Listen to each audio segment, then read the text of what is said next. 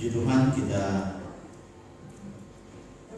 kembali akan siapkan hati kita untuk sama-sama belajar firman Tuhan. Dan hari ini kita seperti di minggu-minggu pertama, di mana kita akan melakukan perjamuan kudus. Namun sebelum kita masuk dalam perjamuan kudus, kita sama-sama belajar kebenaran firman Tuhan yang saya ambil dalam kitab Yeremia pasalnya yang ke-18 ayat yang ke-6. Adapun topik atau judul firman Tuhan yang kita akan sama-sama belajar hari ini adalah bejana yang dipersiapkan Allah. Jadi tema firman Tuhan bagi hari ini adalah bicara tentang bejana yang dipersiapkan Allah. Yeremia pasal 18 ayat 6, sama-sama kita baca firman Tuhan ini dalam nama Tuhan Yesus. 2, 3. Masakan aku tidak dapat bertindak kepada kamu seperti tukang tebing ini, hai kaum Israel? Demikianlah firman Tuhan. Sungguh seperti tanah liat di tangan tukang peliuk, demikianlah kamu di tanganku, hai kaum Israel. Amin. Saudara, bicara tentang Yeremia pasal 18 ayat ke-6 ini, Allah bicara kepada bangsa Israel. Kita tahu siapa bangsa Israel. Bangsa Israel adalah merupakan bangsa yang dipersiapkan oleh Tuhan untuk bisa masuk di tanah Kanaan yang memang sudah dipersiapkan oleh Tuhan pada waktu itu. Nah, ternyata untuk bisa masuk ke tanah perjanjian atau tanah Kanaan ini adalah mereka yang memang betul-betul memiliki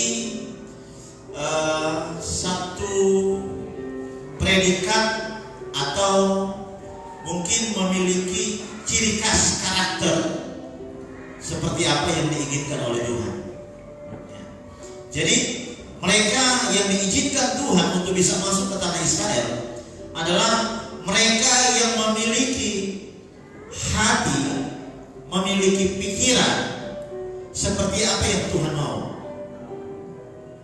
Kalau tidak, maka nggak mungkin mereka masuk ke tanah Kanaan. Nah, oleh sebab itu Israel yang adalah merupakan bangsa yang dipilih oleh Allah, yang memang sudah mewarisi tanah Kanaan ini, tentu tidak semudah seperti apa yang mereka pikirkan. Ya. Nah, supaya bangsa Israel ini bisa memiliki hati, memiliki karakter yang sama seperti apa yang Tuhan mau, maka mau gak mau Tuhan harus membentuk Israel, ya, harus memproses Israel ini supaya mereka menjadi sama seperti apa yang Tuhan mau. Nah, proses ini, sehingga proses inilah yang dikatakan di dalam ayat yang ke-6 dalam kitab Yeremia pasal 16. Dia bilang bahwa masakan aku tidak bisa sama seperti tukang peliuk, hai kaum Israel.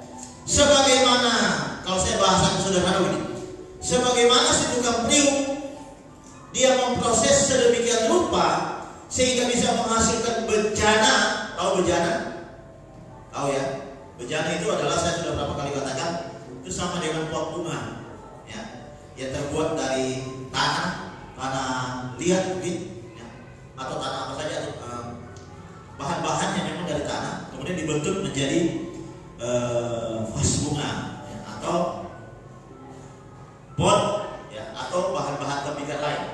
Jadi Tuhan bicara begini, masakan aku tidak bisa sama seperti si tukang peliuk ini dalam membentuk bejana sehingga bisa menghasilkan bejana yang baik, ya, sebagaimana tukang peliuk membentuk bejana menghasilkan bejana yang baik, maka aku pun akan melakukan hal yang sama kepada orang Israel sehingga mereka juga bisa menjadi bejana-bejana yang hidup menurut apa yang Tuhan mau.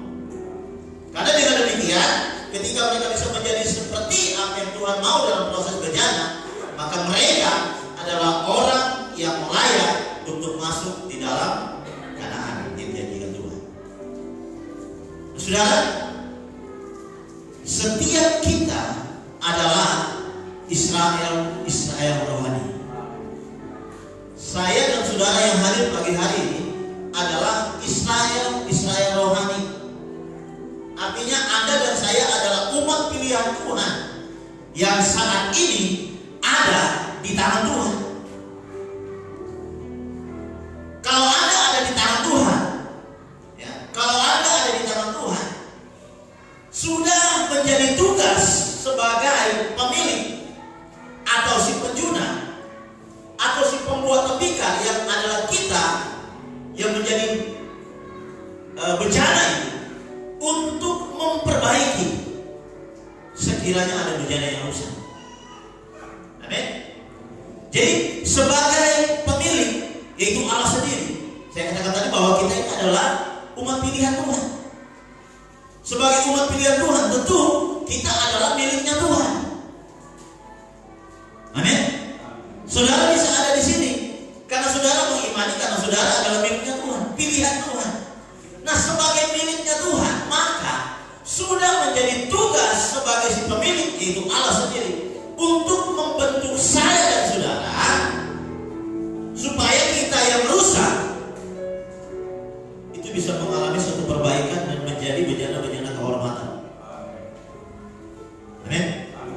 Artinya apapun kondisi kita akhir-akhir ini, mungkin kita mengalami kejatuhan, ya.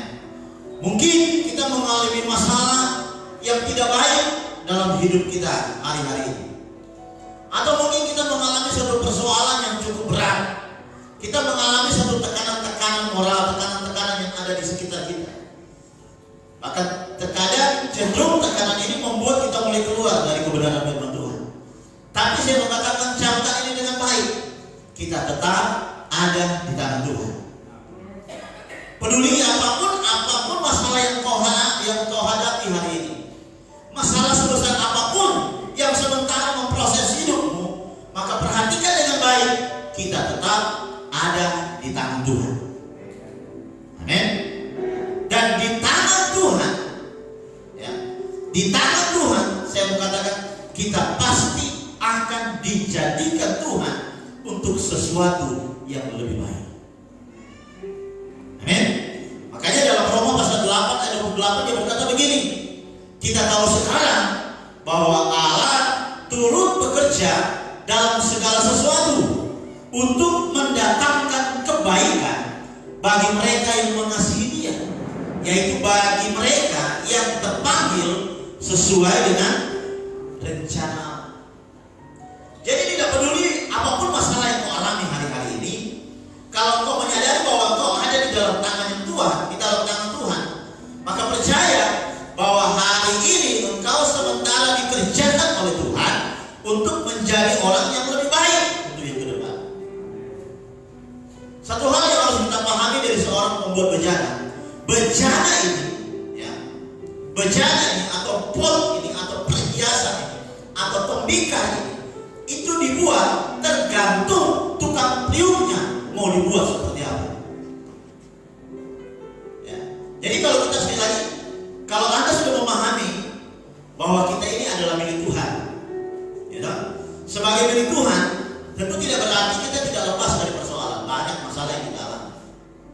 Tapi kabar baiknya, seberapa besar pun masalah yang kau alami hari-hari ini, engkau tidak pernah lepas dari tangan Tuhan. Ya. Engkau masih ada di tangan Tuhan. Ya.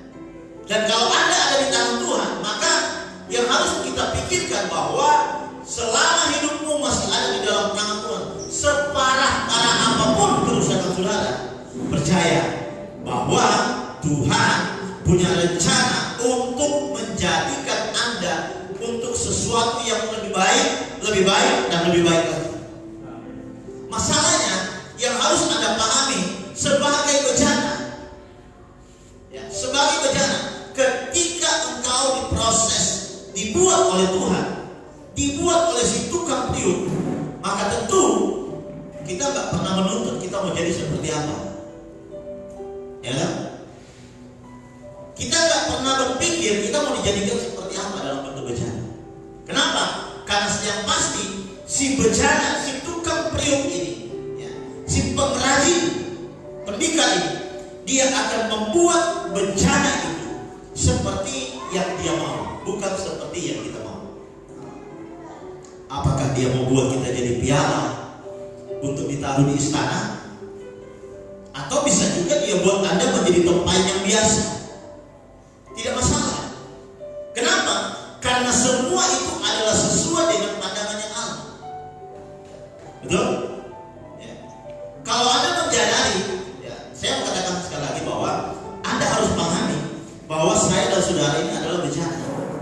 Kalau Anda adalah bejana, ketika Anda sementara diproses oleh Tuhan, maka cara Allah memproses hidupmu untuk menjadi bejana yang lebih baik tentu seperti apa yang Tuhan anggap baik, bukan seperti apa yang kita anggap baik.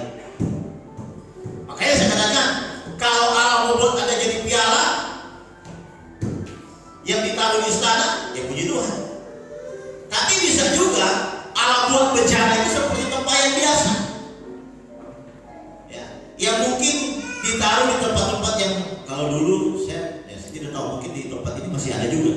Saya pernah melihat di rumah-rumah orang Chinese itu biasa di depan rumah ada bejana, ada semacam wadah, ya, dalam bentuk apa kok di sini disebut tempayan, diisi air di sini sebagai tempat untuk cuci kaki dan segala macam. Bisa jadi Allah membuat Anda seperti bejana. Ya. Bisa jadi juga Allah punya rencana ketika Allah membuat bejana. Mungkin satu bejana yang mahkota, tempat yang hanya untuk menampung barang-barang busuk. Bisa jadi mungkin. Ya. Di Jerman saya pernah menemukan di mana tuh ada satu tempayan di situ ditaruh ikan-ikan asin yang sudah busuk. Ya. Tapi yang saya mau katakan sekali lagi, ya, apapun jadinya saudara dalam bentuk bejana, itu sudah sesuai dengan tujuan dan rencana. Nah, ini yang harus kita pahami. Apapun model, apapun bentuk bejana yang akan terjadi nanti ketika kau ada dalam prosesnya Tuhan. Saya katakan bahwa bisa jadi Anda menjadi bejana dalam bentuk piala ditaruh di istana, atau bisa jadi Anda jadi bejana perhiasan ditaruh di rumah orang kaya. Tapi bisa juga Anda menjadi bejana yang hanya ditaruh di tempat rumah, hujan panas kena setiap hari. Bisa juga jadi bejana, Anda jadi bejana yang hanya menjadi tempat penampungan barang-barang yang tak berharga. Jangan lihat hasilnya, tapi mari kita lihat apa yang menjadi tujuan Allah dari bejana ini. Amin. Amin. Ya. Kalau Anda melihat tujuan Allah, maka saya percaya Anda akan menerima apa adanya engkau hari ini. Banyak gereja menjadi nggak bisa bertumbuh, bisa gereja menjadi nggak bisa mengalami yang namanya keberkatan. Kenapa? Karena mereka nggak bisa menerima diri mereka apa adanya. Mereka nggak bisa menerima dengan kondisi mereka yang sekarang ini, tanpa mereka menyadari bahwa apa yang terjadi hari ini itu adalah bahagian dari rencana Tuhan. Banyak orang melakukan langkah-langkah yang lebih parah di luar dari kebenaran firman Tuhan, karena sikap yang tidak puas dengan apa yang mereka miliki. Mereka menghalalkan segala cara karena sesuatu yang mereka harapkan belum dapat, tanpa mereka berpikir bahwa sebetulnya apa yang mereka miliki hari itu adalah bahagian dari tujuan Allah, sehingga mereka keluar dari rencana Tuhan. Saudara ingat perjalanan bangsa Israel? Kenapa mereka harus berputar selama 40 tahun di padang belantara? Padahal jarak untuk mereka ke Kanaan itu hanya bisa dihitung hari, bahkan bisa 1 hari. Ya. Kenapa? Karena Allah ingin memproses mereka. Tapi apa yang terjadi di dalam perjalanan mereka ketika itu?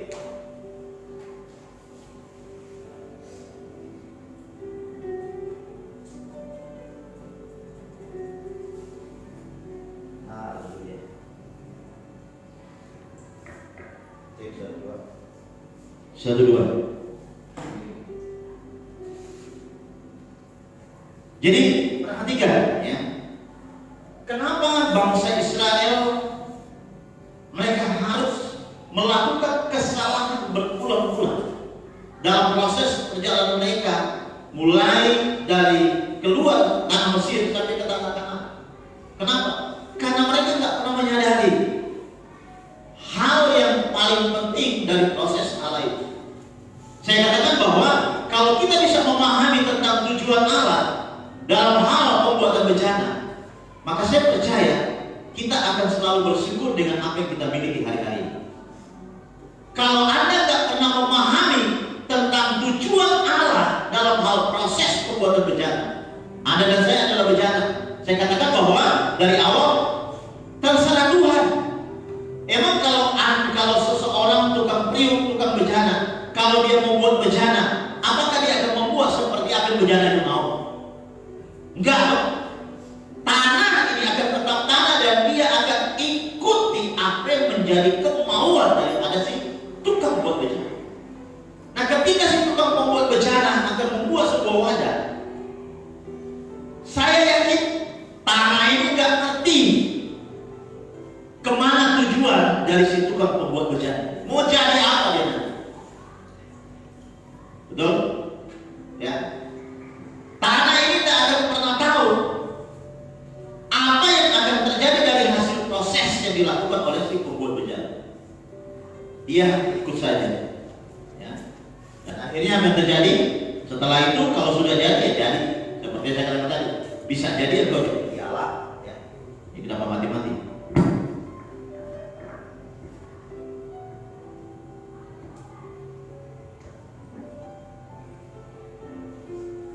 Jadi bisa jadi kita jadi semacam cawan, bisa jadi kita menjadi tempayan penampungan yang tidak difungsikan atau tidak dimanfaatkan yang baik. Itu bisa jadi juga kita menjadi tempat yang ya artinya yang hari-hari tidak dihargai orang.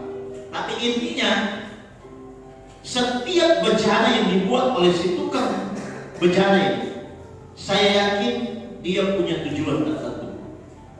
Kalau dia nggak punya tujuan, maka tidak mungkin dia membuat bencana ya, dengan berbagai macam proses.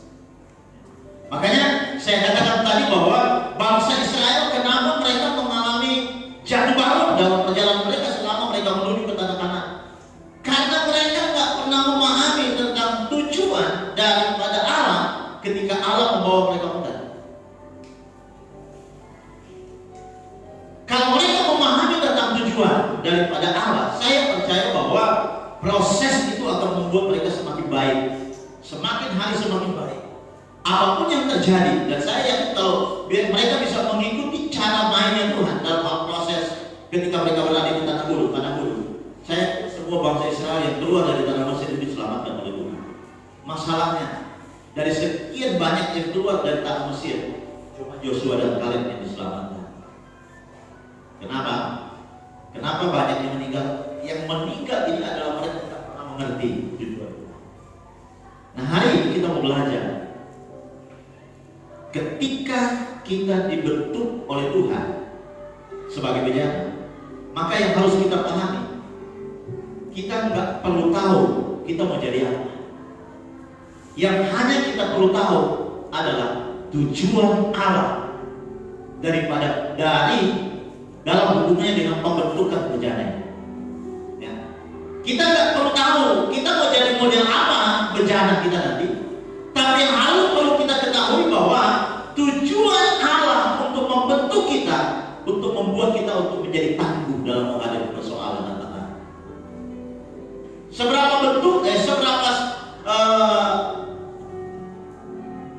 baik bencana yang dihasilkan oleh si tukang priuk, itu nggak perlu kita khawatir akan kualitasnya. Tapi yang perlu kita ketahui adalah apa yang menjadi rencana Tuhan di balik dari pembentukan itu. Amin. Satu contoh, saudara ingat seperti apa yang terjadi di peristiwa Kanaan di Kanaan dalam kitab Yohanes. Ya. Kita tahu di mana peristiwa ketika Yesus membuat mujizat yang pertama kali. Itu air menjadi anggur. Nah, saudara tahu, ketika Tuhan Yesus memulai pelayanannya, ketika dia membuat mujizat pertama, apa yang dipergunakan oleh Tuhan pada waktu itu? Tempayan biasa, ya. Tempayan biasa untuk pembasuhan sesuai dengan adat istiadat orang Yahudi. Kebiasaan dari orang Yahudi, makan dan minum itu harus membasuh tangan. Orang Yahudi punya kebiasaan. Bahkan kalau mereka mau masuk rumah, maka kebiasaan mencuci kaki itu pun harus dilakukan. Mereka yang tidak melakukan hal ini, melakukan pembasuhan, cuci tangan, ya, mencuci kaki, pada masa itu dianggap kafir, ya, dianggap kafir. Makanya tidak heran kalau di Israel sana setiap rumah itu ada tempayan yang sengaja isi air. Kenapa? Karena memang itu digunakan untuk pembasuhan tangan atau mungkin pembasuhan kaki.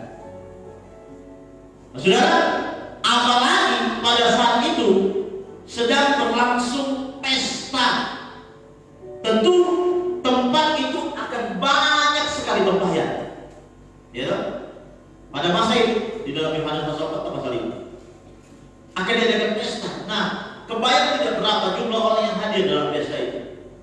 Nah, sudah menjadi kebiasaan, maka si akan menyediakan banyak tempayan. Tapi saya perhatikan di sini, kalau Anda membaca di dalam kitab Yohanes, pada waktu Yesus membuat mujizat pertama, air menjadi anggur, yang herannya Yesus menggunakan bejana atau tempayan yang biasa. Dia nggak pernah mencari tempayan yang ada di rumah orang kaya, yang ada di istana, yang biasa dipakai sebagai sesuatu yang lebih mulia. Tapi yang digunakan oleh Yesus untuk mengubah air menjadi anggur, itu adalah tempayan-tempayan biasa. Tempayan-tempayan yang biasa diisi oleh air. Tempayan-tempayan yang nggak punya nilai, tempayan-tempayan yang nggak punya harga, ya. Tempayan-tempayan yang mungkin nggak dianggap. Dan saya mau katakan begini, sebagaimana Tuhan menggunakan tempayan yang biasa pada zaman itu untuk mengubah mujizat air menjadi anggur, maka saya percaya gereja Tuhan, orang percaya, ketika kau tetap percaya tentang tujuan Allah, tidak peduli apa bentuk bencanamu nanti, yang kita tahu bahwa Tuhan punya rencana yang besar dalam hidup saudara. Kalau Anda hanya ngotot untuk menjadi bencana seperti apa yang kau mau, maka disitulah gagalnya proses Tuhan. Tapi ketika engkau mau belajar untuk berserah kepada Tuhan, mengikuti apa yang Tuhan mau, terserah Tuhan membawa kemana Anda dalam proses pembentukan bencana. Saya percaya, sebagaimana jadinya engkau bencana di tangan Tuhan, saya yakin Tuhan punya tujuan di balik semua itu. Amin. Hari ini kita mau belajar beberapa tahapan yang dipersiapkan Tuhan bagi kita bencananya. Bertolak dari Roma pasal 8. Ya. Kita akan lihat di dalam Roma pasal 8. Kita coba buka. Jadi kita akan belajar beberapa tahapan yang dipersiapkan Tuhan sebagai bencana. Artinya begini, saya yakin kalau saya menjadi tukang buat bencana, ya, kalau saya jadi tukang buat bencana, maka saya sudah punya planning terhadap bencana yang saya buat. Betul? Nggak mungkin dia hanya sekedar buat, tapi nggak punya tujuan. Ya, sama kalau Anda membuat sebuah hasil karya, tentu di balik dari hasil karya yang Anda buat, Anda punya tujuan. Gitu. Nggak mungkin hanya sekedar buat, ya sudah selesai. Sama, ketika seseorang membuat bencana, dia merangkai, dia membuat, menciptakan sebuah bencana yang baru. Maka saya percaya dari bencana yang dia buat, tentu dia punya rencana. Ya. Dia punya tujuan di balik dari pembuatan itu. Demikian juga kita, ketika kita ada dalam prosesnya Tuhan sebagai bejana, ya, sebagai bejana, maka tentu Allah sudah mempersiapkan kita untuk sesuatu yang lebih besar.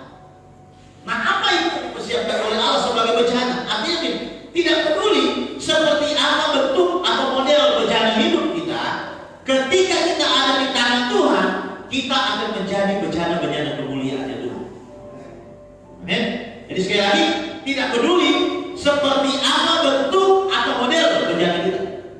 Jadi begini maksud saya, jangan pernah ada menuntut Tuhan saya mau jadi seperti ini, Tuhan saya mau jadi seperti ini. Kita yang diproses, ikuti aja maunya Tuhan. Ikuti aja apa yang menjadi keinginan Tuhan ketika kita ada dalam proses. Yang hanya kita pahami adalah tujuan Tuhan dibalik dan membuat bejana. Apa tujuannya? Bahwa Dia akan menjadikan kita bejana-bejana kemuliaan. Nah, tahapan apa yang dipersiapkan oleh Tuhan di sini supaya kita bisa menjadi bejana kemuliaan? Tahapan yang pertama yang harus kita pahami dari proses bejana itu adalah yang pertama, kita itu dimulai dengan pilihan Allah. Jadi poin yang pertama, tahapan yang pertama itu adalah proses pembentukan bejana itu selalu dimulai dengan pilihan. Coba kita lihat ya. Roma pasal 8 ayat 29 bagian A. Dia bilang begini, Roma pasal 8 ayat 29 bagian A. Sebab semua orang yang dipilihnya dari semula, mereka juga ditentukannya dari semula untuk menjadi serupa dengan gambar. Perhatikan bagian A. Sebab semua orang yang dipilihnya dari semula. Garis bawah kata pilih. Jadi poin yang pertama ya, berhubungan dengan tahapan persiapan. Sebelum bejana yang diproses, poin yang pertama yang harus ditanamkan adalah itu dimulai dari pilihan. Saya mau katakan bahwa kita semua orang-orang yang percaya, kita semua yang hadir pagi hari ini tergolong sebagai orang-orang pilihan Allah. Amin. Kata pilihan dalam bahasa Yunani itu dia menggunakan proginosko dalam kitab Roma. Jadi Alkitab mengatakan di dalam bagian A, sebab semua orang yang dipilihnya. Kata dipilihnya itu menggunakan kata proginosko. Artinya satu, sudah lama mereka mengenal. Kenapa Anda dipilih untuk bisa ada dalam proses bejana? Karena Anda sudah dipilih oleh Tuhan. Amin. Jadi kalau Anda ada persoalan, Anda ada masalah dalam perjalanan iman Anda, itu adalah proses bejana. Karena untuk menjadi bejana yang baik tidak semudah, tidak segampang seperti yang Anda pikirkan. Bejana itu jadi, itu perlu tangan yang terampil. Ya, kalau dia nggak terampil, nggak mungkin dia bisa menghasilkan satu bulatan yang menarik, ya, satu bentuk yang menarik dengan berbagai macam lukisan. Bejana yang indah itu terjadi karena ada karya tangan yang ajaib, yang luar biasa, yang dikerjakan sehingga bejana itu menjadi bejana yang bisa menghasilkan karya yang besar. Nah, kenapa Anda bisa menjadi bejana dalam proses pembentukan Tuhan? Karena Anda sudah dikenal oleh Allah. Makanya dia katakan, karena engkau dikenal, maka Anda dipilih. Sebab semua orang yang dipilihnya. Bicara tentang semua orang, tidak semua. Artinya dari kita berapa orang sini, ada yang sudah dipilih oleh Tuhan, gitu. Ya. Jadi pengertian yang kedua dari proginosko adalah dipilihnya. Yang ketiga, dipilihnya dari semula. Jadi kalau kita sudah dipilih dari semula, kita nggak bisa lari dari yang namanya proses bejana. Amin. Kalau Anda ingin menjadi bejana kemuliaan, maka Anda menghindar dari yang namanya proses bejana. Saudara, ketika kita menjadi bejana di tangan Tuhan, pahami satu hal, bahwa kita adalah pilihan Tuhan. Ya, sekali lagi, ketika kita menjadi bejana Tuhan, maka pahami satu hal, kita adalah pilihan Tuhan. Jadi orang Kristen itu tidak enak. Ya. Tidak enaknya kenapa? Karena tentu banyak orang beranggap begini, kalau jadi orang Kristen Anda pasti diberkati. Sebetulnya persepsi yang keliru. Tapi saya tidak katakan salah. Tapi keliru kalau Anda beranggapan jadi orang Kristen Anda pasti diberkati. Jadi orang Kristen maka percaya akan ada pembelaan Tuhan. Ingat, ketika kita bicara tentang pembelaan Tuhan, berarti ada masalah di sana. Jadi orang Kristen percaya Tuhan akan berperang bagi kamu. Ingat, ketika bahasa itu berarti Anda akan mengalami gejolak-gejolak dalam perjalanan hidup Anda. Ketika engkau jadi orang Kristen percaya Tuhan kita besar dan dahsyat, Dia mampu melakukan segala hal. Benar. Tapi ingat bahwa untuk bisa mengalami sesuatu yang besar daripada Allah itu, Anda akan mengalami hal-hal yang bisa membuktikan tentang kebesaran Allah dalam hidup Anda. Nah, masalahnya orang cuma menangkap begini, Tuhan kita besar, Tuhan kita ajaib, Tuhan kita akan berperang bagi kita, Tuhan kita akan memberkati. Tapi nggak berpikir bahwa di balik dari berkat yang Tuhan beri ada proses yang harus terjadi. Di balik daripada Allah akan berperang bagi kamu, mereka ada berpikir bahwa sebetulnya ada musuh yang senantiasa mengincar saudara. Selama kau hidup, musuh ini akan tetap mengikut saudara. Selama kau hidup, musuh ini dia akan tetap berusaha untuk menjadi sisi lemah saudara. Selama kau hidup, musuh ini dia akan berusaha dengan berbagai macam cara untuk menghancurkan hidup Anda. Nah, ini yang dipikirkan orang. Yang orang hanya pikir Tuhan akan berperang bagi kamu. Giliran dia mengalami masalah, dia mulai komplain. Katanya Tuhan mau berperang bagi. Katanya Tuhan besar. Katanya Tuhan juga. Saudara, kita punya Tuhan yang besar. Amin. Kita punya Allah yang luar biasa. Kita punya Allah yang selalu peduli dengan kebutuhan. Tapi pahami satu hal, selama hidupmu dalam pengiringanmu kepada Tuhan, persoalan itu gak akan pernah berhenti. Itu adalah proses bejana. Amin. Kenapa ada masalah? Karena itu proses. Ya. Kenapa Tuhan izinkan kita selalu mengalami lembah-lembah berkelana? Karena itu proses. Tujuannya apa?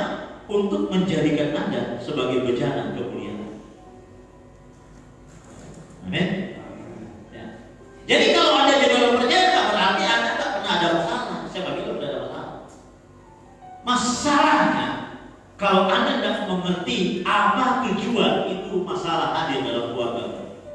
Masalahnya, Anda tidak mengerti apa tujuannya masalah hadir dalam usahamu. Masalahnya, Anda tidak pernah memahami apa tujuan masalah hadir di dalam karir. Sehingga ketika ada masalah, salahkan Tuhan. Ada masalah, salahkan Tuhan. Ada masalah, mulai beragam marah dulu. Sudah, masalah itu proses bejana. Amin. Masalah itu adalah proses dari bejana. Mengerti proses bejana? Allah sementara mengerjakan bejana itu. Maka saya sebut dengan proses bejana. Jadi masalah itu adalah proses bejana. Kenapa? Karena Allah ingin menjadikan Anda seperti apa yang Tuhan mau, bukan seperti apa yang Tuhan mau. Yang harus Anda ketahui sekarang, ketika Anda ada dalam proses bejana, yang harus Anda pahami bahwa Anda adalah pilihan Tuhan. Oh Tuhan, saya gak mau mengalami begini. Oh bagaimana bisa? Saya katakan bahwa untuk menghasilkan bejana yang baik, tidak mau kita harus diproses Tuhan. Saudara, saya sudah pernah bicara begini, bahwa terkadang ketika si penjunang sudah membuat bejana, sudah jadi, sudah dibakar, lalu dia taruh, tiba-tiba dia lihat, kok ada semacam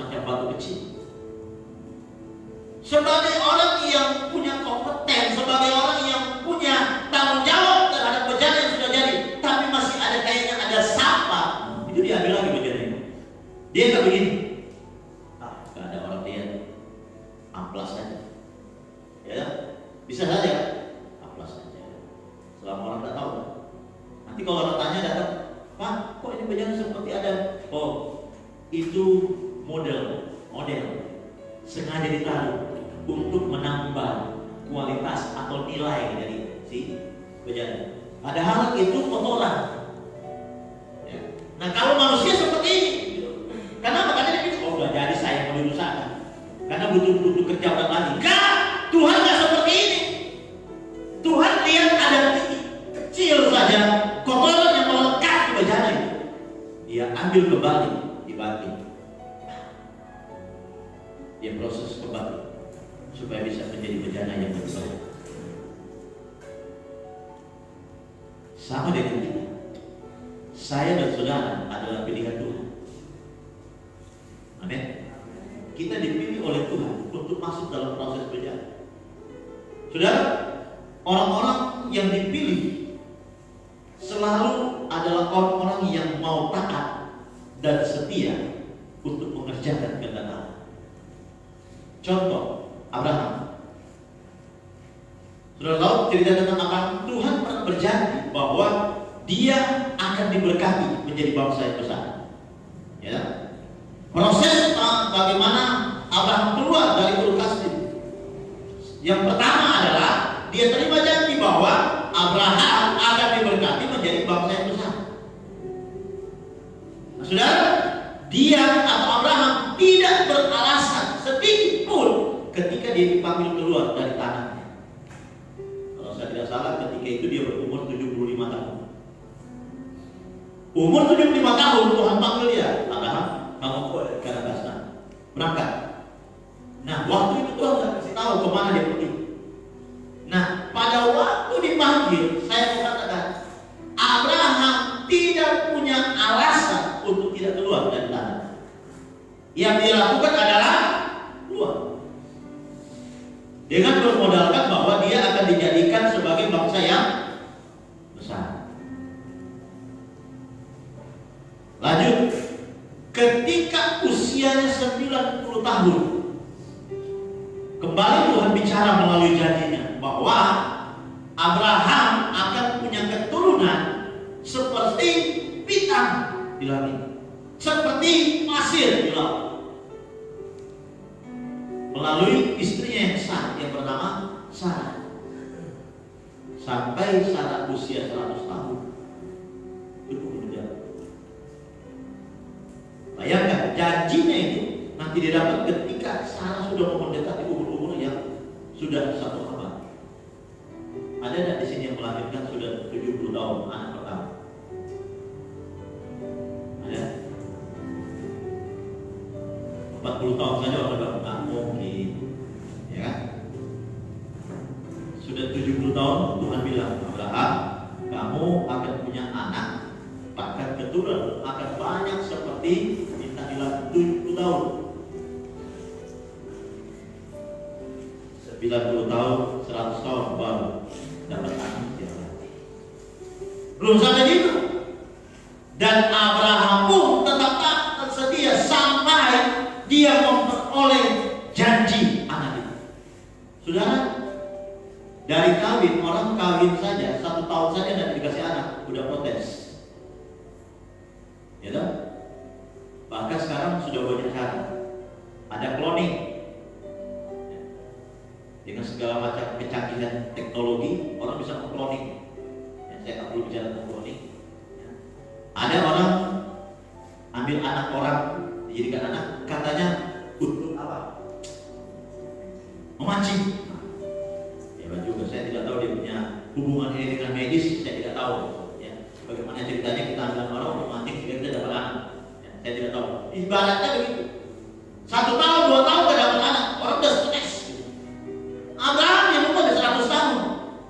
Tapi saya mau bilang, selama itu pun Abraham tetap membuktikan kesetiaannya dan ketaatannya untuk memperoleh janji itu.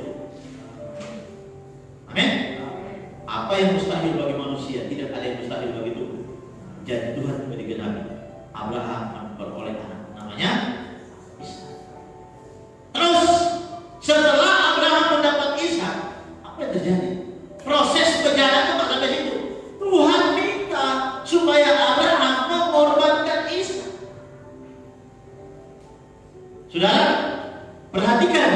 dengan baik. Ingat Sodom dan Gomora? Pernah ya? Saudara tahu, ketika Sodom dan Gomora akan ditunggang-balikan oleh Tuhan, saudara tahu apa yang dilakukan oleh Abraham? Masih ingat? Dia tawar-menawar. Tahu? Dia tawar-menawar dari malaikat Tuhan. Kalau di situ ada 50 orang, berani tidak? Nah, kalau begitu ada 40 orang, apakah Tuhan akan bakar Sodom dan Gomora? Enggak. Makin kecil lagi. Kalau 30 orang, apakah Tuhan akan bakar Sodom dan Gomora? Enggak. Artinya apa? Proses tawar-menawar ini dilakukan oleh Abraham supaya Sodom dan Gomora, artinya orang-orang yang ada di dalam itu, enggak dibakar oleh Tuhan, enggak dimusnahkan oleh Tuhan. Tapi ketika Tuhan minta Ishak anak, Abraham sedikit pun tidak bernegosiasi tawar-menawar dengan Tuhan.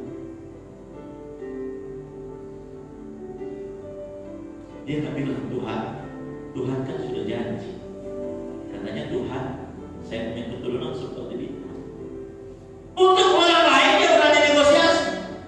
Untuk anaknya sendiri mau dikorbankan, tidak ada satu kata pun dia protes dengan Tuhan atau dia tawar-menawar dengan Tuhan. Yang dilakukan oleh Abraham, dia tetap taat dan setia, dan akhirnya mujizat terjadi. Allah menyediakan korban bagi dirinya sendiri, seekor domba jantan, dan Ishak tidak jadi dikorbankan. Nah, saudara, perhatikan jadi. Di balik ketaatan dan kesetiaan itu selalu mendatangkan mujizat yang besar dari Tuhan. Ya, di balik ketaatan dan kesetiaan selalu mendatangkan mujizat.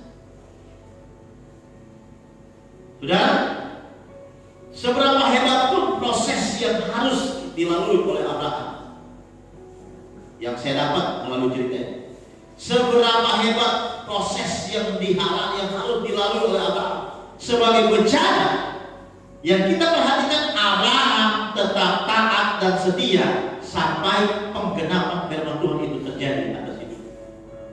Pertanyaannya adalah, kenapa Abraham tetap taat dan setia dalam proses sebagai bencana? Kenapa dia tidak komplain? Kenapa dia tidak marah? Kenapa dia tidak mundur? Kenapa dia tidak melawan Tuhan? Jawabannya kenapa? Karena Abraham tahu kalau dia adalah bencana pilihan. Kenapa Abraham tetap berada berjalan di jalurnya Tuhan? Karena Abraham tahu kalau dia ini adalah bencana yang sudah dipilih oleh Tuhan. Roma pasal 8 dan 9 dikatakan, sebab semua orang yang dipilihnya dari semua.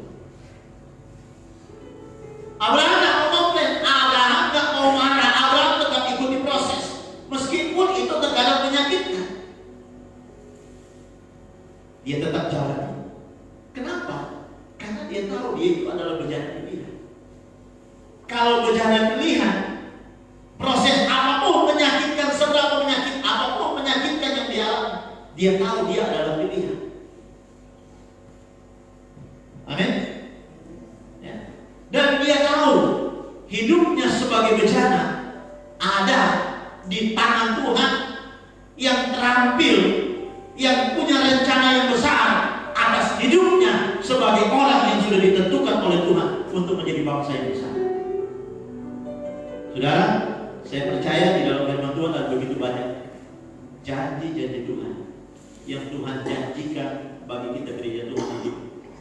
Masalahnya, seberapa Anda memahami Anda sebagai orang yang memang sudah dipilih oleh Tuhan ketika engkau dijadikan sebagai proses perjalanan Tuhan.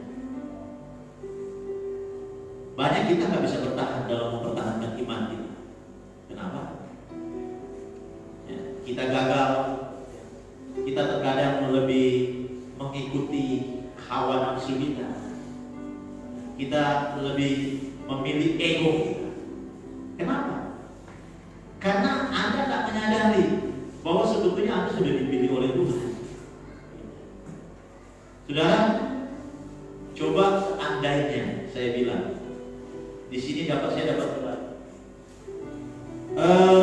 Saya akan bacakan nama-nama ini sudah dari Bapak Presiden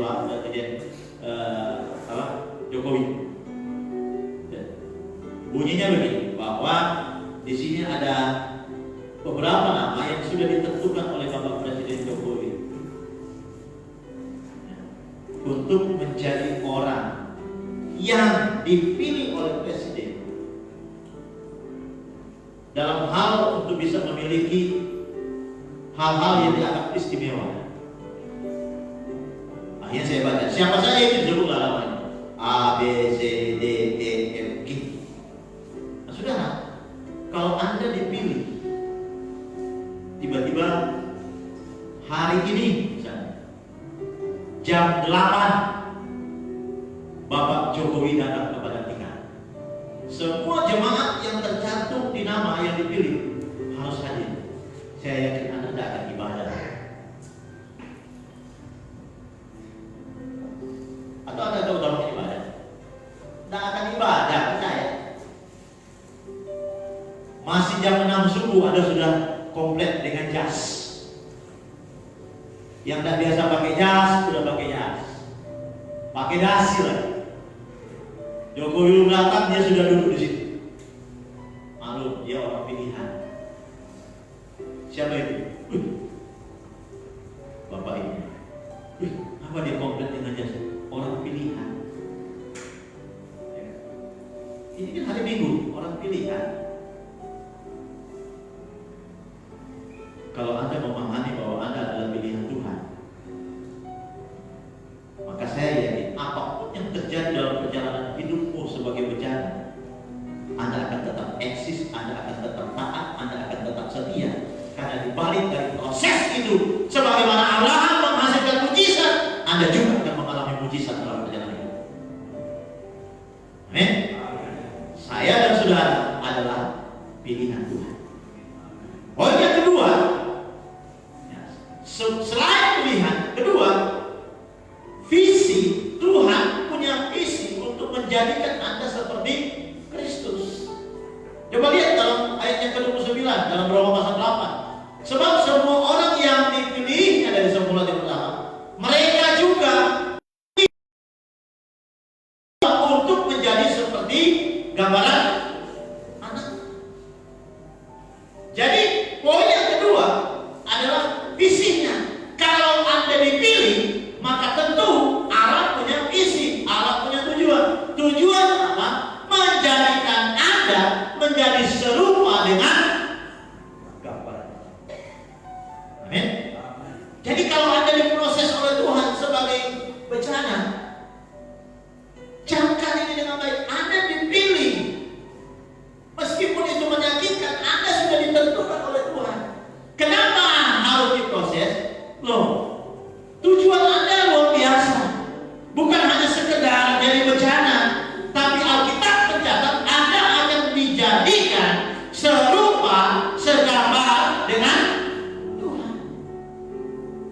Tidak peduli siapa Anda, ketika hari ini Anda ada di tangan Tuhan, artinya Dia punya visi yang luar biasa atas hidupmu dan hidupku, dan tentu dengan caranya Tuhan. Meskipun Anda hanya jadi bejana tempat tampungan air, tapi saya mengatakan tujuan Allah adalah menjadikan Anda seperti Yesus. Amin. Dia ingin mengubah hidupmu supaya hidupmu menjadi serupa, segambar dengan Tuhan. Saudara, visi yang paling berharga dari Tuhan atas hidup kita sebagai bejana adalah menjadikan kita segambar dengan Tuhan. Ya, perhatikan. Jadi kalau Anda ini ada dalam prosesnya Tuhan, Allah sementara mengerjakan Anda melewati proses, melewati masalah, melewati apapun yang terjadi di sekitar Anda. Camkan ini dengan baik, bahwa Allah sementara menjadikan Anda supaya menjadi serupa, segambar dengan Kristus. Jadi proses Tuhan melewati bencana itu bukan semata-mata hanya sekedar jadi bencana, tapi Allah ingin jadikan Anda seperti segambar dengan Yesus. Jadi jangan anggap kalau Anda ada masalah itu hukuman. Jangan anggap ketika ada persoalan dalam kehidupan rumah tangga itu hukuman. Tidak, saudara. Masalah Tuhan izinkan terjadi. Kenapa? Karena Allah ingin memproses hidupmu supaya hasilnya menjadi serupa, segambar dengan Kristus. Amin. Siapa sih Kristus di mata saudara? Siapa Kristus di mata saudara? Kristus itu adalah mujizat. Kristus itu adalah kuasa. Kristus itu adalah pemilik kerajaan surga. Dan Kristus itu adalah Allah sendiri. Artinya, ketika kita dijadikan Kristus, maka apa yang terjadi? Kita diberikan kuasa untuk menjadi anak-anak. Kenapa kita diproses? Karena Allah ingin membentuk kita supaya kita menjadi seperti Kristus. Tujuannya apa? Supaya kita punya kuasa. Bukan hanya punya kuasa, supaya kita menjadi ahli waris kerajaan surga. Karena yang masuk surga adalah mereka yang diberi label sebagai anak-anak. Saudara, kalau Tuhan tidak punya tujuan ini, ngapain dia harus proses hidup? Kalau Tuhan tidak punya tujuan supaya Anda diberikan kuasa, supaya engkau menjadi ahli waris, ngapain dia harus proses saudara? Emang Tuhan tidak ada kerjaan? Gitu kan? Saudara, saya pernah membaca sebuah cerita. Untuk seseorang itu bisa seorang ahli waris, ya. Dia mewarisi satu rumah, kekayaan yang cukup besar. Supaya dia bisa mewarisi kerajaan, kekayaan yang cukup besar, maka ada beberapa syarat yang harus dipenuhi.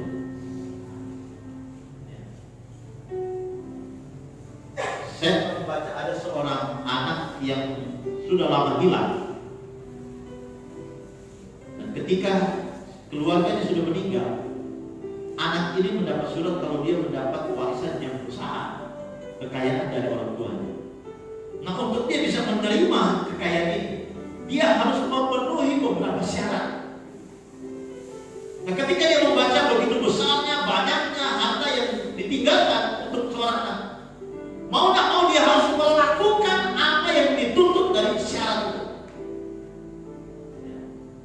Dengan segala upaya dia lakukan, baik buat KTP lah, akte lah, nama lah, dan segala hal yang sebetulnya awalnya dia tak butuhkan, akhirnya dia harus cari kembali demi untuk sebuah ahli waris. Rupanya sebelum orang tuanya meninggal, orang tuanya itu sudah menentukan semacam, siapa namanya itu? Disebut itu semacam ya pengacara yang memang dipercayakan nanti kalau saya meninggal, saya punya harta ini diberikan kepada namanya. Jadi dikasih kepercayaan kepada si acara ini. Jadi ketika orang meninggal, pengacara cari. Ketika dia dapat, kita harus jalan. Dan akhirnya anak ini melakukan, sakit pun dia lakukan demi untuk sebuah warisan. Gambaran ini tidak jauh berbeda dengan kita gereja Tuhan. Kita ini adalah ahli waris kerajaan surga. Untuk kita bisa memiliki, maka Yesus yang gambaran pengacara yang dipersiapkan oleh Bapa, mau tak mau harus mempersiapkan gereja buat saya dan saudara, supaya saya dan saudara bisa memenuhi sesuai dengan kualitas yang diinginkan oleh Bapa di surga, supaya Anda bisa memiliki harta di surga. Kalau tak sesuai, tak bisa. Nah, Yesus hari ini dia melakukan itu, misinya dia lakukan. Tujuannya apa? Supaya Anda bisa mewarisi kerajaan surga yang tinggal dan kalau bos selamat. Maka mau tak mau nggak ada cara lain, harus diproses. Dan itulah proses bencana. Sudah, visi dari Bapa di surga, Anda tidak akan memikirkan seberapa sakitnya prosesnya. Yang Anda hanya pikirkan bahwa ada kemuliaan yang besar yang Tuhan sediakan bagi mereka yang siap masuk dalam proses berjalan. Amin. Amin. Ya. Kita dipilih bukan sekedar dipilih, tetapi ada visi. Ya. Makanya saya katakan, jangan lihat kepada proses, tapi mari kita lihat apa yang menjadi rencana Tuhan di balik dari proses itu.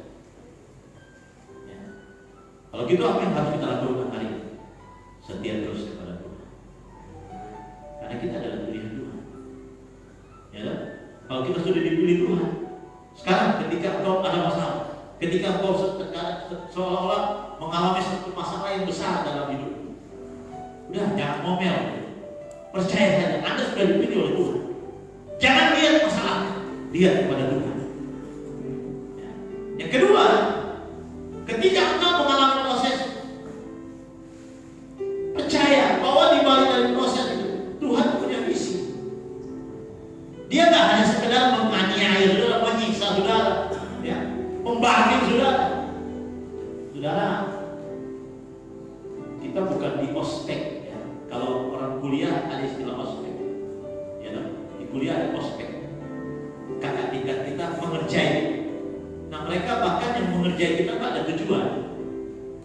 Bahkan saya pernah membaca seorang kakak tingkatan, seorang mahasiswa, ketika didapat, kenapa Anda melakukan? Karena pada waktu mereka melakukan ospek mati, ada tingkat. Setelah itu dia kenapa? Dia mungkin saya balas dendam tentang apa yang dikerjakan oleh kakak-kakak angkatan saya di masa yang lalu. Gak ada tujuan. Orang mengerjai bukan sekedar orientasi, mengenal. Nah, ospek itu gak ada tujuan.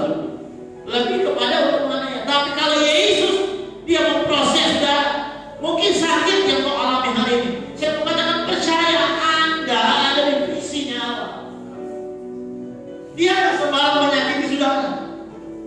Dia nggak sembarang mengamplas saudara. Dia nggak sembarang seperti memberikan duri dalam hidup saudara. Makanya Paulus bilang biasanya duri ini ada dalam hidup. Ya. Karena semakin kuat saya ditekan, maka semakin berdirinya saya tetap percaya kepada Tuhan. Kenapa Paulus nggak lihat tentang sakit yang dialami? Karena dia tahu itu proses. Gitu. Kenapa? Karena dia melihat hasil dari proses yang dia akan gapai setelah proses ini selesai. Makanya kita anak-anak Tuhan, mari tetap percaya kepada Tuhan apapun yang terjadi. Jangan jadi orang Kristen yang rewel. Dekatkan diri kita kepada Tuhan. Percaya sungguh kepada Tuhan. Rajin-rajin baca Tuhan. Di grup saya selalu bagikan firman Tuhan. Saya berusaha setiap hari, kecuali hari Minggu. Selama ini saya belum pernah lalai bagikan berkat. Selalu saya bagikan. Itu adalah semacam doping, membawa semangat Anda. Rajin baca firman Tuhan. Karena semakin Anda membaca firman Tuhan, di toko baca firman Tuhan, itu akan menghidupkan iman saudara. Kalau Anda nggak baca firman Tuhan, itu nggak akan bisa menghidupkan iman saudara. Banyak orang Kristen malas membaca firman Tuhan. Hati-hati saudara. Suatu ketika ada seorang pendeta, dia jalan, dia dipanggil oleh seorang orang kaya. Ini orang kaya ini, ya, namanya orang kaya berarti banyak duit. Suami istri undang pendeta ini untuk makan. Pergilah ini pendeta. Sampai di rumah memang rumahnya mewah. Di meja makan itu sudah tersedia menu yang cukup banyak. Pendeta ini sedang duduk, suami istri pun sudah duduk, dan ternyata selain makanan yang ada di meja, ada sesuatu yang menarik yang ada di meja ini, yaitu uang. Ada uang 5 juta yang ditaruh di meja ini. Dan rupanya keluarga ini selain punya rencana untuk mengundang pendeta ini makan, keluarga ini ingin memberikan hadiah uang 5 juta sebagai berkat atas rasa syukur yang dialami oleh keluarga. Singkat cerita, selesai acara makan-makan, pendeta ini pamitan,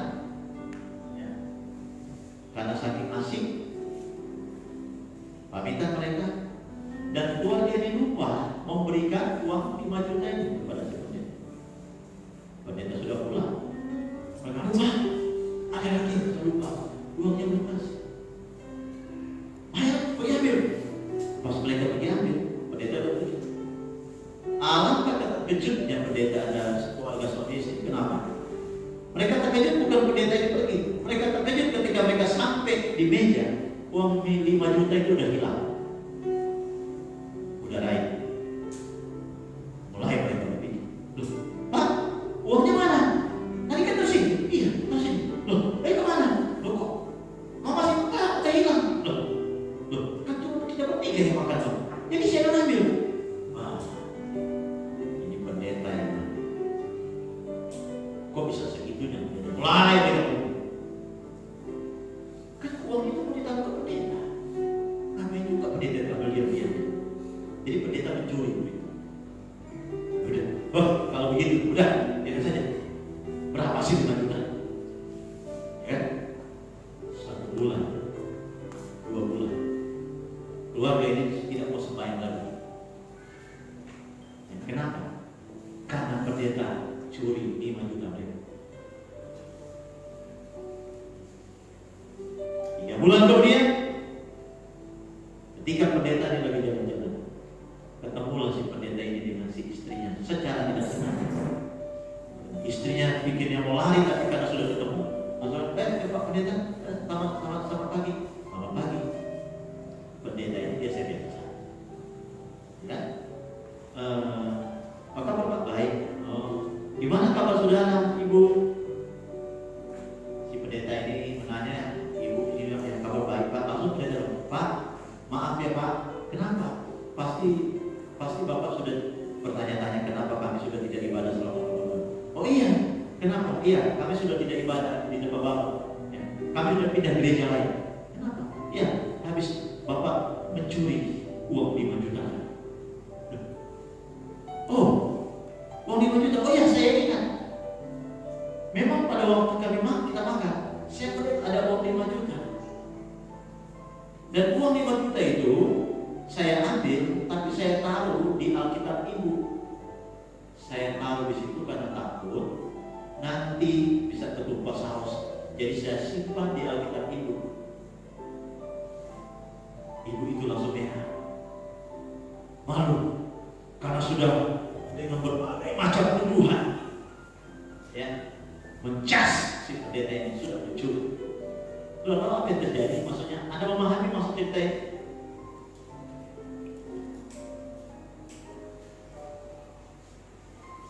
Selama beberapa bulan mereka menuduh pendeta ini maling. Rupanya keluarga tidak pernah buka Alkitab. Bahaya orang yang tidak pernah baca Alkitab seperti ini. Kita gampang menuduh orang yang bukan-bukan. Sebab, coba kalau dia rajin buka Alkitab, nggak akan mungkin sejauh itu sampai 2-3 bulan simpan kepahitan, simpan marah dan sakit hati kepada pendeta yang dituduh mencuri. Saya yakin hal itu kalau dia setiap pagi punya kebiasaan baca firman, dia tidak mau nih bajunya ada di sini rupanya. Cuma karena nggak pernah baca Alkitab. Roh menuduh itu keluar, roh sakit hati itu muncul, roh kepahitan itu muncul. Sekarang macam roh itu tak akan bisa ditangkal kalau Anda sudah suka dengan kebenaran itu. Hati-hati. Maka cintailah Tuhan. Ya. Jadikan Dia itu sebagai harta satu-satunya yang paling bernilai. Karena ketika engkau menjadikan Dia sebagai harta yang bernilai, itu akan meredam segala kepahitan, segala amarah, segala hal-hal yang bersifat negatif itu akan dihilangkan. Akan digantikan dengan berkat sukacita, janji yang Dia pernah, janji yang pernah. Makanya saya katakan sekali lagi, hati-hati juga. Hari-hari ini iman lagi diuji. Selama kau tetap mengandalkan Tuhan, saya percaya kau akan dijauhkan dengan segala macam hal-hal yang berhubungan dengan siasat dunia. Selama kau tetap mengandalkan Tuhan, engkau akan diprotek oleh Tuhan. Selama kau mengandalkan Tuhan, musuh boleh besar, tapi kuasa Tuhan lebih besar akan melindungi saudara. Selama engkau melayani Tuhan, memilih Tuhan, tak peduli tantangan sebesar apa. Saya mau katakan bahwa selama kita hidup, masalah itu akan ada. Anda nggak bisa menghindar dari masalah. Tapi kabar baiknya, pembelaan Tuhan akan selalu menyertai orang-orang yang selalu berharap kepada Tuhan. Jadi mari pahami dua hal tentang bagaimana Allah punya rencana terhadap bencana. Ketika engkau ada dalam proses bencana, miliki pengertian yang pertama bahwa Anda memang sudah dipilih oleh Tuhan. Kalau Anda meyakini bahwa Anda dipilih oleh Tuhan, sebesar apapun proses yang Tuhan inginkan, bersyukur saja. Amin. Karena nggak ada seorang seberuntung saudara. Ya. Kalau Anda bisa ditentukan oleh Tuhan untuk melalui proses, saudara, saya nonton pasti berat. Itu ada tahapan. Dari sini ke kabupaten. Untuk ke kabupaten ada proses. Tapi setelah mereka ada di kabupaten pun, ya, untuk ke daerah mewakili dari kabupaten ada juga proses. Gitu. Dari daerah untuk ke nasional itu juga ada proses. Padahal mereka sudah dipilih, dong. Nah, setelah mereka sudah di nasional, untuk ke hari H yang 17 Agustus, itu mereka nggak tidur di sana, nggak makan, ya. Itu mau mati mereka dikerjakan. Ya. Mereka juga harus latih fisik lah, segala macam dilatih. Ya. Cara makan lah, cara berjalan itu dilatih. Sama dengan saudara. Dipilih memang tidak enak, tetapi kalau ditanya apa kesan-kesan Anda ketika kau jadi paskibra? Saya bangga karena bisa mengharumkan terutama nama keluarga ini. Dan paling penting nama di mana saya punya daerah berasal. Kalau Anda dipilih, Anda harus bersyukur kepada Tuhan. Ya. Makanya saya katakan paskibra dipilih bukan nyaman, saudara. Ya. Jangan kita nyaman, saudara. Ya. Bahkan ketika dari sini ke daerah, ke kabupaten, ada juga yang gugur. Kalau nggak ikut aturan gugur, gitu. Tapi mereka bangga kalau sudah di daerah. Saya dipilih. Pulang, biasanya begitu. Kita kalau mengalami proses bencana, bersyukur saja kepada Tuhan karena kita dipilih. Amin. Dan yang kedua, kita bukan hanya sekedar dipilih. Kita dipilih karena Allah punya tujuan. Tujuan yang paling penting supaya kita menjadi bencana kemuliaan, menjadi serupa segambar dengan Tuhan. Mari siapkan kita. Kita mau siapkan hati kita untuk kita masuk dalam kerja Roh Kudus. Kita mau katakan kepada Tuhan, kita percaya, kita berdatang kepada Tuhan dengan iman kita. Kita yakin bahwa Allah punya rencana yang terbaik atas hidup kita.